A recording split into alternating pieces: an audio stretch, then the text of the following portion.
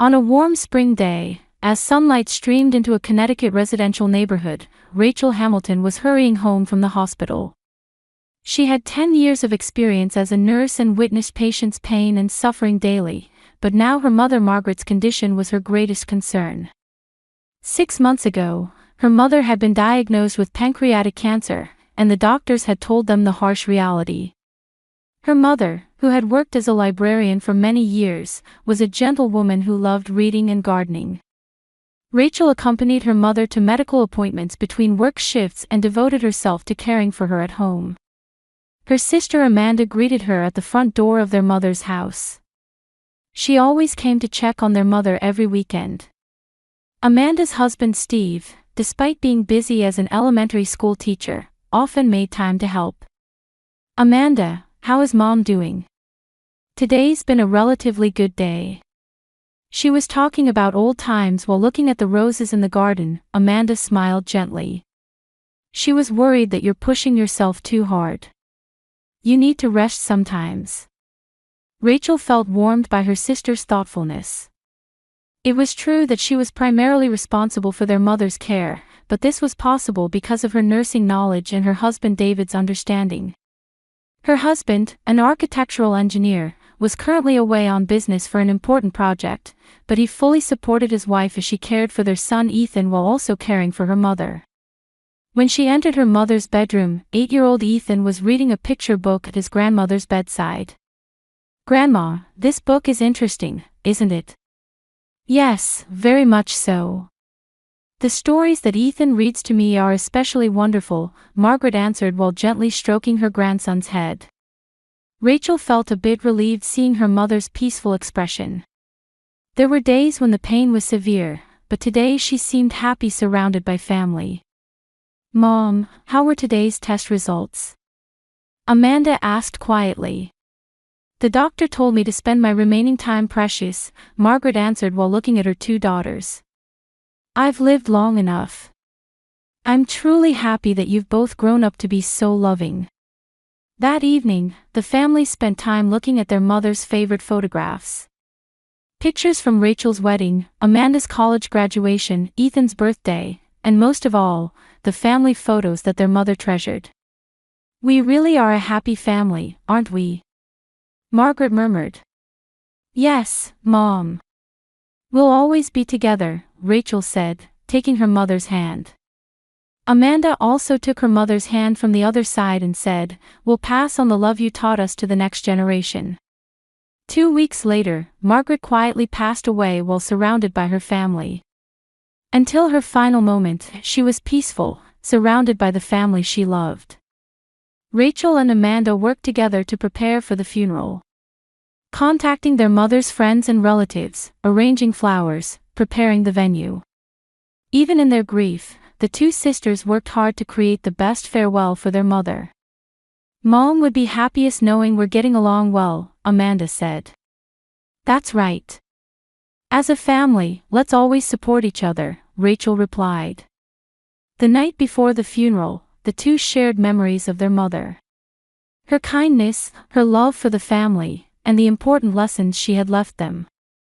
Ethan joined in, saying, "I'll miss not being able to see Grandma anymore, but Grandma's love will always be in our hearts, won't it?" The next morning, the Connecticut sky was covered with thin clouds, as if heaven itself was mourning the death of Mother Margaret. In front of St. Mary's Church, many people had begun gathering from early morning. Rachel, dressed in a black dress, stood at the church entrance holding Ethan's hand. "Mommy, today we're saying goodbye to Grandma, aren't we?" Ethan whispered softly. "Yes, but Grandma will watch over us from heaven," Rachel answered while gently stroking her son's head. Amanda approached with her husband Steve. Her sister was also enveloped in deep sadness, but she walked with steady steps. "Today will be a difficult day, but let's do our best for Mom." "Thank you, Amanda. Having you here really gives me strength." Steve, with the warm personality typical of an elementary school teacher, offered, "If there's anything I can help with, please don't hesitate to ask."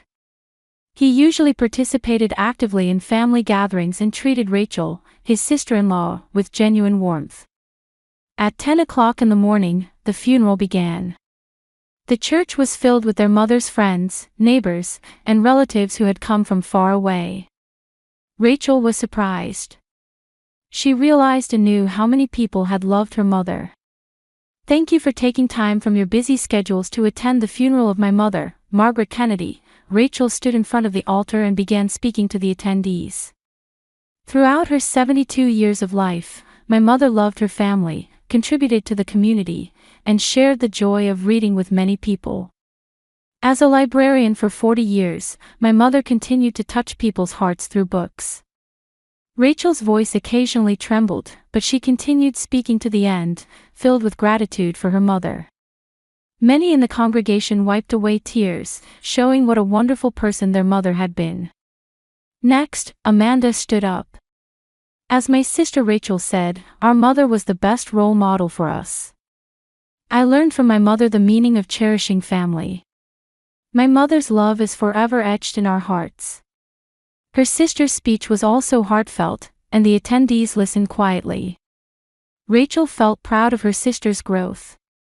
Ethan also spoke words of prayer in a small voice. "Grandma, I loved you very much. Please stay healthy in heaven. Please watch over us." The innocent words of her grandson enveloped the church in silence. Many people were shedding tears. After the funeral, relatives came one after another to greet Rachel. Their mother's siblings, cousins, and even distant relatives they hadn't seen in years. "Rachel, you've done well. Thanks to your devoted care of Margaret until her final moments, she was able to have a peaceful end," said Uncle Robert, their mother's brother. "Thank you so much. Margaret always spoke proudly of you," said Betty, their mother's childhood friend, also expressing her gratitude. Among the relatives, some were already eager to discuss their mother's inheritance and the disposal of the house, but Rachel and Amanda politely declined, saying, "Today is a day to remember our mother. Let's discuss such matters later. Because you took such good care of her, Mom must have felt at peace." Amanda expressed her gratitude to her sister in front of the relatives. "I helped sometimes too, but I really admire your dedication." Rachel felt her heart warm at her sister's words. It was true that she had handled most of the caregiving, but Amanda had come every weekend, and Steve had helped in various ways. Being able to support their mother as a family was truly a blessing. After the funeral ended and the hearse headed to the cemetery, Rachel discussed preparations for the reception with the relatives. "I've made reservations at the Italian restaurant that Mom loved," Amanda explained. "Let's have our final meal together while remembering Mom." "That's a wonderful idea. Mom would surely be pleased," Rachel agreed. The seating arrangement at the restaurant was also decided, with Ethan sitting at the same table as the adults. All the relatives were concerned about how this young child was handling his grandmother's death. "Ethan is very mature. Grandma must be watching over him from heaven," said Helen, their mother's cousin. "Yes, I won't forget Grandma. I remember the stories about books that Grandma taught me," Ethan answered in a mature tone.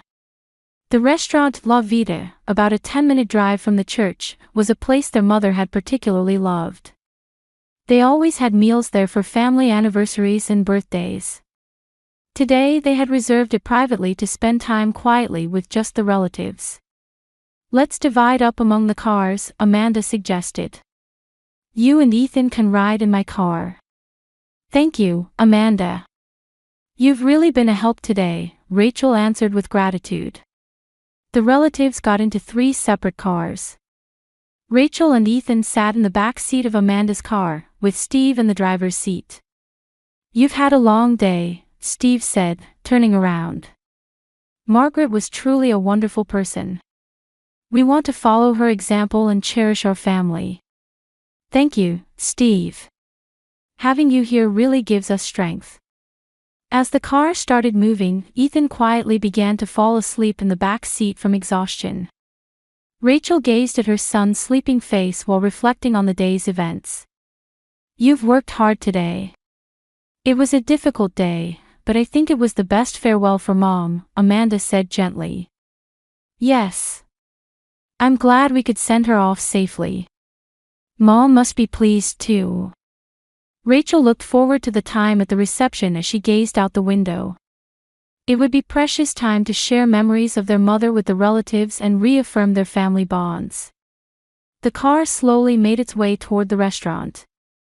The road to restaurant La Vida was bathed in the gentle afternoon sunlight of spring. In Amanda's car, Rachel gazed at the scenery ahead from the back seat. Next to her, Ethan had fallen into a deep sleep from exhaustion. Rachel felt proud of her son, who had conducted himself admirably through the solemn funeral ceremony to the very end. You've worked so hard. Today was really difficult, Amanda said gently, turning from the driver's seat. Her voice was filled with genuine compassion. Thank you, Amanda. Having you and Steve here really helped. If I had been alone, things wouldn't have gone so smoothly. Rachel was truly grateful. Steve said while driving, Margaret's funeral was truly beautiful. With so many people attending, you could really see how much she was loved. Yes. I think Mom would be pleased too, Rachel answered while gazing out the window. I'm glad we could send her off safely. Now Mom can go to heaven in peace. A warm atmosphere filled the car. Even amid their sadness, there was a sense of relief in confirming their bonds as a family.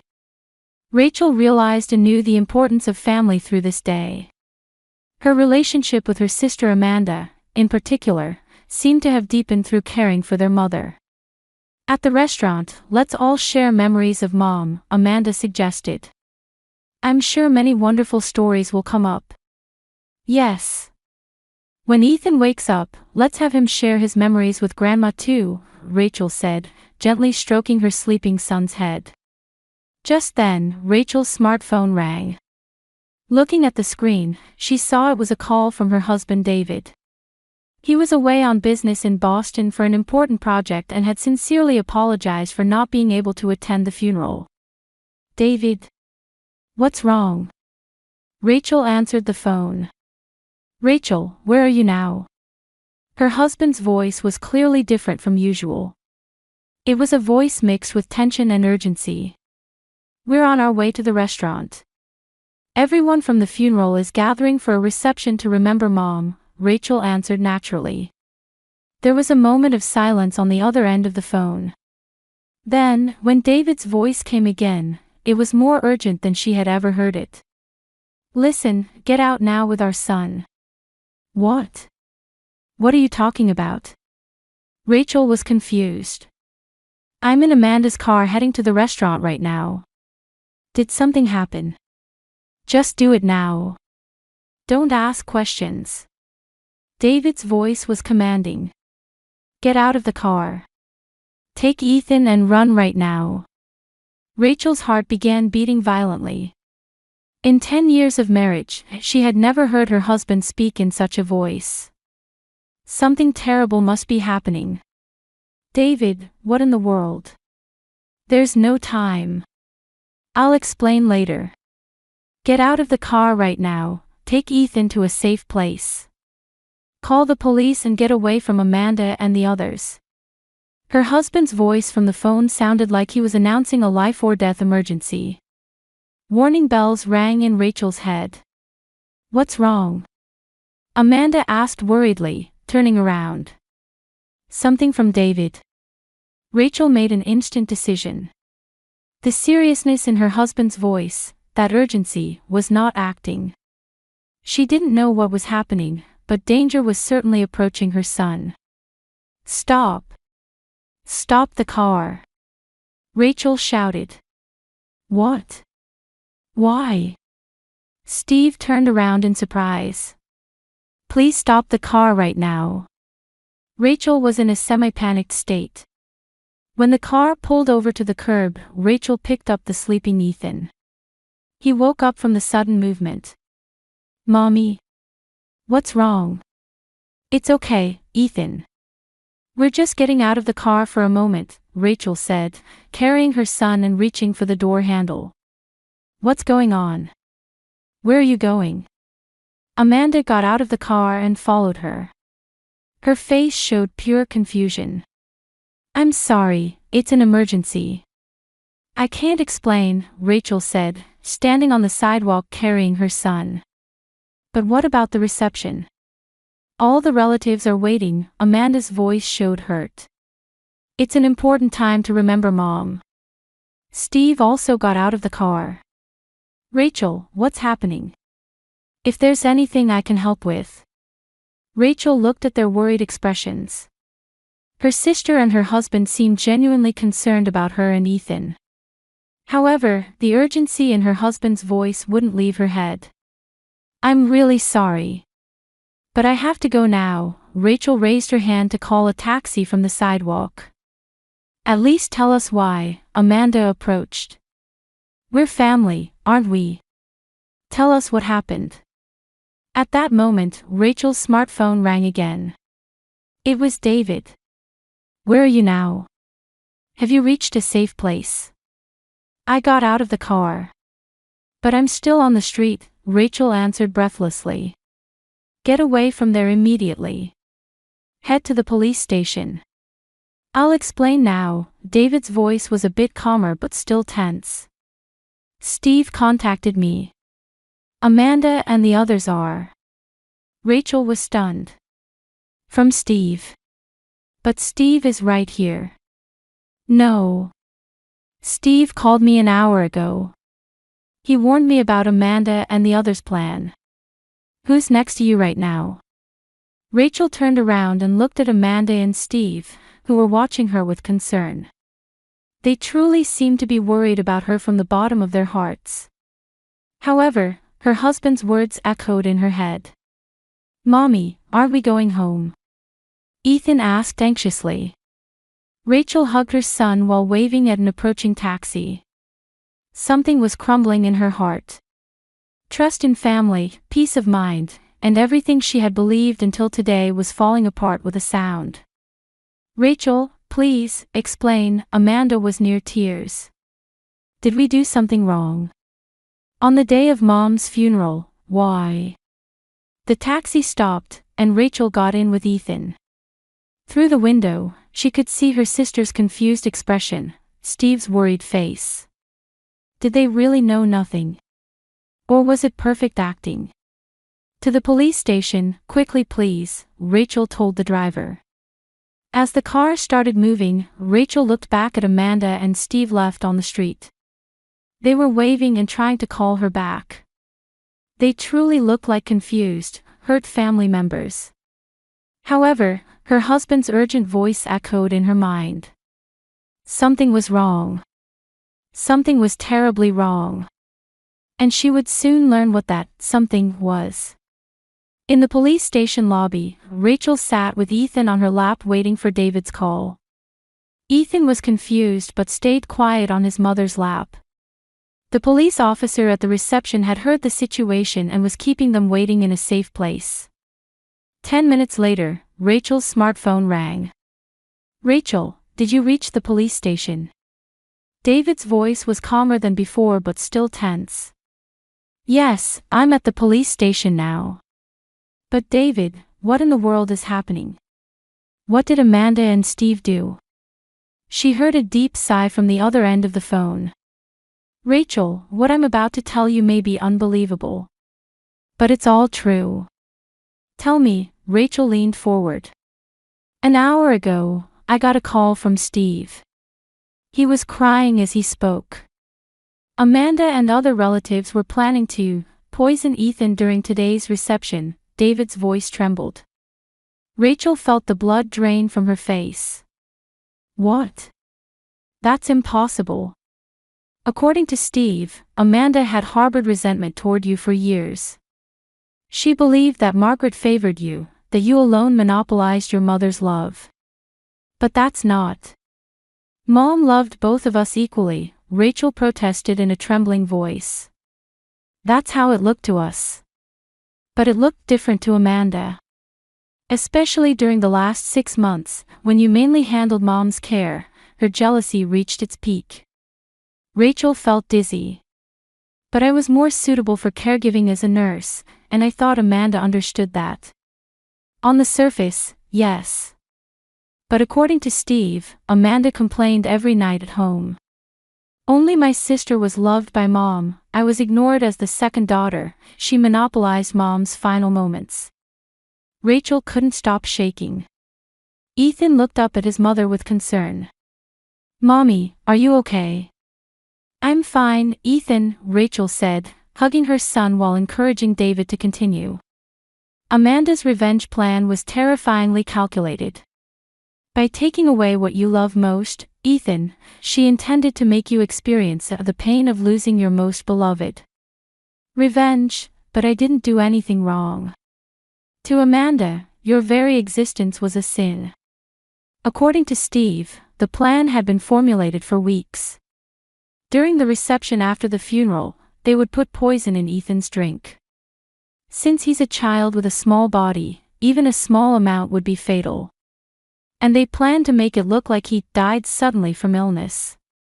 Rachel felt nauseous. The other relatives too. Uncle Robert, Helen, and several others were also conspirators. They all agreed with Amanda, believing that only Rachel was loved by Margaret and it was unfair. In Rachel's mind, the words of today's relatives came back. Rachel took such good care of her, we felt at peace with you there. Was that sarcasm or calculated acting? But why Steve? Steve opposed it until the end. When Amanda told him about the plan, he was horrified. He pleaded, "This is murder, Ethan is an innocent child," but Amanda wouldn't listen. David's voice continued. Last night, Amanda gave Steve an ultimatum. Choose whether to cooperate with tomorrow's plan or get divorced. After agonizing all night, Steve called me this morning. Steve saved us, Rachel felt tears about to spill. He's heading to the police station now. He's bringing evidence, recordings. He secretly recorded his conversations with Amanda. Rachel looked at Ethan on her lap. If David's call had been a few hours later, by now this child would be. The thought alone was terrifying. Where are Amanda and the others now? Probably waiting for you at the restaurant. It's only a matter of time before they realize their plan has failed because you didn't show up. Just then, Steve entered through the police station entrance. His face was pale and exhausted. When he spotted Rachel, he rushed over. Rachel, I'm truly sorry, Steve was crying. If I had realized sooner. Steve, thank you. Because you found the courage, Ethan was saved. Steve took out his smartphone with trembling hands. This is the evidence. I recorded conversations with Amanda. There's audio of her discussing the plan in detail. A police officer came over and began questioning Steve. The recording content was shocking. In Amanda's calm voice, she detailed the procurement method for the poison, the timing of administration, and even the cover-up work planned after Ethan's death. My sister took everything from me, Amanda was saying in the recording. Mom's love, the family's attention, and all the inheritance will go to my sister too. But I'll take something back. What my sister loves most. As Rachel listened to the recording, she understood that the image of the sister she knew had been an illusion. The kind and thoughtful Amanda, the cooperative and reliable sister, was it all acting? Amanda was a good actress, Steve said. I was deceived for a long time too. I only learned her true nature recently. The police immediately took action. Arrangements were made to go to the restaurant and arrest Amanda and her conspirators. The poison was also expected to be found in her handbag. An hour later, the police contacted them. They reported that 5 people, including Amanda, Uncle Robert, and Helen, had been arrested on charges of attempted murder. A lethal dose of poison had been found in Amanda's handbag. Rachel cried while holding Ethan. It was a complex mix of sadness, anger, and relief. On the day of her mother's funeral, she never imagined that her own sister was trying to kill her son. Mommy, why are you crying? Ethan asked worriedly. It's okay, Ethan. Mommy is crying from relief because you're safe. Steve approached. Rachel, I'll start divorce proceedings with Amanda tomorrow. I can't stay with someone who planned such a horrible thing. Steve, you are our family, Rachel looked at her brother-in-law. Even without blood ties, I think you're the real family. That night, David returned urgently from his business trip. He rushed straight from the airport to the police station and embraced his wife and son. I'm so glad that you're both safe. Rachel cried against her husband's chest. It was an event that forced fundamental reconsideration of family bonds and the meaning of blood relations. Amanda, her blood-related sister, hated her and tried to kill her son.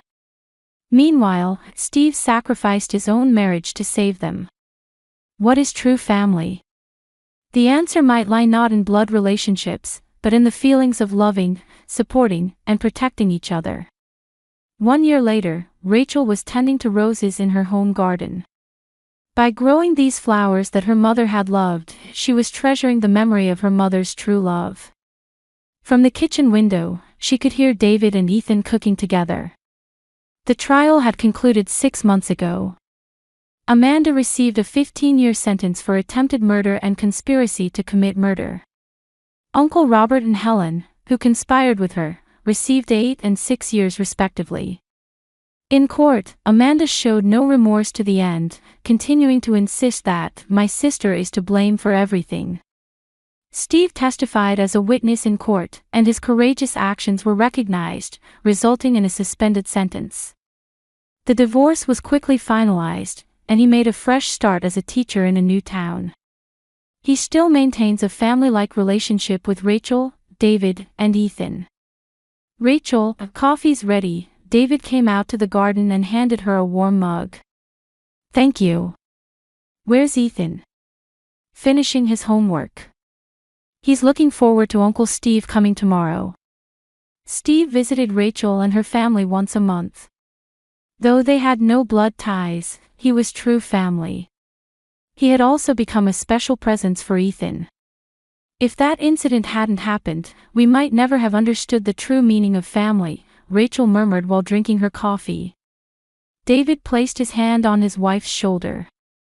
Amanda and Robert and the others had blood ties but no love. Steve has no blood connection, but he protected us. That says everything.